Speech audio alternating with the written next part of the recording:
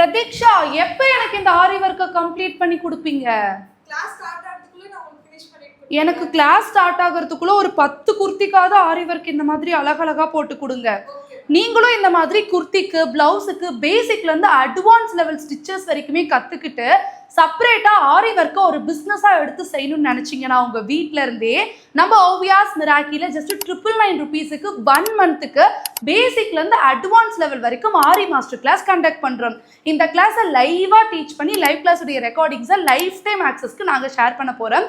சர்டிபிகேட்டும் இந்த கோர்ஸுக்கு இன்க்ளூடட். நிறைய பேர் கேட்டிருக்கீங்க இதுல வந்து ஃபுல் பிளவுஸ் எல்லாம் நீங்க போட்டு காமிப்பீங்களா அப்படின்னு சொல்லிட்டு.